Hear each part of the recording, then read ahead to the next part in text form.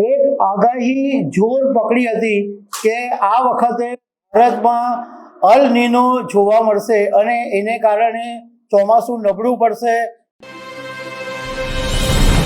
તમને યાદ હશે કે જ્યારે ચોમાસું શરૂ થયું એ પહેલા એક આગાહી જોર પકડી હતી કે આ વખતે ભારતમાં અલ નીનો જોવા મળશે અને એને કારણે ચોમાસું નબળું પડશે, દુકાળ પડશે, એક સાથે વરસાદ નહીં પડે, એવી બધી આગાહી કરવામાં આવી હતી. પરંતુ છેલ્લા કેટલાક દિવસોથી આપણે જોઈએ છે કે ભારતના અન્ય શહેરો, ખાસ કરીને ગુજરાતની અંદર એટલો બધો વરસાદ પડ્યો કે 14 કલાકમાં એવરેજ ગુજરાતમાં 16 ઇંચ વરસાદ પડ્યો. નવસારી, વલસાડ, સુરત, ડાંગ અનેક વિસ્તારો જળબંબાકાર થઈ ગયા, ખેતરોમાં પાણી ફરી વળ્યા, લોકોનું જનજીવન ખોરવાઈ ગયું.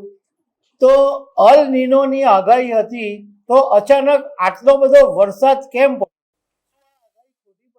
તો આના વિશે હું તમારી સાથે વાત કરીશ. અમેરિકાના વૈજ્ઞાનિકો સહિત સ્થાનિક હવામાન શાસ્ત્રીઓ ચોમાસું પહેલા વારંવાર એવું કહી રહ્યા હતા કે આ વખતે વરસાદ ઓછો પડશે, અલ નીનોની અસર જોવા મળશે, દુકાળ પડી શકે. ઇવન પ્રધાનમંત્રી નરેન્દ્ર મોદીએ અલ નીનોની સંભવિત અસરના પગલાં લેવા માટે એક મિટિંગનું આયોજન પણ કર્યું હતું. પરંતુ છેલ્લા કેટલાક દિવસોથી જોઈએ તો આખી અસર ઊંધી જોવા મળી છે. ગુજરાતમાં ખાસ કરીને જોરદાર વરસાદ પડ્યો અને દક્ષિણ ગુજરાતને જળબંબાકાર કરી નાખ્યો. એટલે હવામાન શાસ્ત્રીઓ વચ્ચે એક ચર્ચા કે આ આગાહી ખોટી કેમ પડી રહી છે. તો એવું જાણવા મળ્યું છે કે આ આગાહી ખોટી પડવા પાછળ પેસિફિક ડેકાડલ ઓસિલેશન એટલે પીડીઓની અસર થઈ છે અને પીડીઓના આ નકારાત્મક તબક્કાને કારણે ભારતનું ચોમાસું મજબૂત બન્યું છે અને એને કારણે ગુજરાતમાં બહુ જ ભારે વરસાદ પડ્યો છે. હું તમને સામાન્ય ભાષામાં સમજાવવાની કોશિશ કરીશ કે આ પીડીઓ એટલે શું, પીડીઓ શું હોય છે. પીડીઓનો મતલબ એ છે કે પ્રશાંત મહાસાગરના ઉત્તર ભાગમાં દરિયાના પાણીના તાપમાનમાં લાંબા ગાળે થતા ફેરફારનું એક કુદરતી ચક્ર છે. એનાથી વધારે સામાન્ય ભાષામાં તમને સમજાવો કે પ્રશાંત મહાસાગરનું પાણી છે એ ક્યારેક ઘણા વર્ષો સુધી સામાન્ય કરતાં વધુ ગરમ રહે અને ક્યારેક ઘણા વર્ષો સુધી કરતાં વધુ ઠંડુ રહે. અને આ લાંબા ગાળાના જે ફેરફારો છે એને પીડીઓ કહેવામાં આવે છે. અને પ્રશાંત મહાસાગરની અંદર 20 થી 30 વર્ષ સુધી આ એક જ સ્થિતિની અંદર જોવા મળતું હોય. હવે પહેલા હવામાન શાસ્ત્રીઓએ જે આગાહી કરી હતી કે અલ નીનો આવશે, તો એમાં એ આગાહી પાછળનું કારણ એવું હતું કે મોન્સૂનની અંદર જે પવનો વાદળ લઈને આવે એ અલ નીનોને કારણે નબળા પડી જશે એવું માનવું હતું. પરંતુ નેગેટિવ પીડીઓ પણ આવી શકે એવું એનું એક નજરઅંદાજ કરવામાં આવ્યું અને એને કારણે અલ નીનોની આગાહી વધારે મજબૂત બની.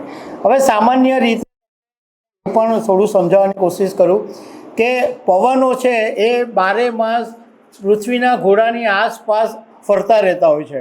પરંતુ જ્યારે ઉનાળો આવે અને ઉનાળો પૂરો થાય એ પછી દરિયાનું જે પાણી છે એ ગરમ થાય અને એની વરાળો બનીને વાદળો બને. એટલે આ જે ફરતા પવનો એ આ વાદળોને લઈને ઉપર જાય અને એને કારણે વરસાદ પડતો હોય છે. અને ભારતની અંદર લો પ્રેશર ઊભું થાય તો પવન વધારે આવે અને વાદળવાળા પવનો છે એ આ વખતે આ નેગેટિવ પીડીઓને કારણે વધારે લઈને આવ્યા. હવે થોડીક વધારે માહિતી આપું કે આ જે પીડીઓ હોય છે એના 2 તબક્કા હોય છે. એક પોઝિટિવ પીડીઓ જે પ્રશાંત મહાસાગરના પૂર્વ ભાગનું પાણી સામાન્ય કરતાં ગરમ હોય અને પશ્ચિમ ભાગનું પાણી પ્રમાણમાં ઠંડુ હોય અને નેગેટિવ પીડીઓની અંદર પૂર્વ ભાગનું પાણી ઠંડુ હોય અને પશ્ચિમ ભાગનું પાણી એ નેગેટિવ તબક્કામાં છે અને નેગેટિવ તબક્કો છે એ ભારત પર પ્રવાહમાં મજબૂત બને જે પશ્ચિમ પેસિફિક અને હિન્દ મહાસાગરમાંથી ભેજને ખેંચીને લાવે અને એને પરિણામે વરસાદ પડે છે. પ્રશાંત મહાસાગર વિશે પણ તમને થોડીક માહિતી આપું કે પ્રશાંત મહાસાગર છે એ પૂર્વમાં ઉત્તર અને દક્ષિણ અમેરિકામાં છે, પશ્ચિમમાં એશિયા અને ઓસ્ટ્રેલિયામાં છે, ઉત્તરમાં આર્કટિક મહાસાગર છે, દક્ષિણમાં દક્ષિણ મહાસાગર છે અને 16.5 કરોડ ચોરસ કિલોમીટર વિસ્તારમાં આ આખો પ્રશાંત મહાસાગર ફેલાયેલો છે. તો દર્શક મિત્રો, આવા અનેક અપડેટ સાથે મળતા રહેશું. આભાર.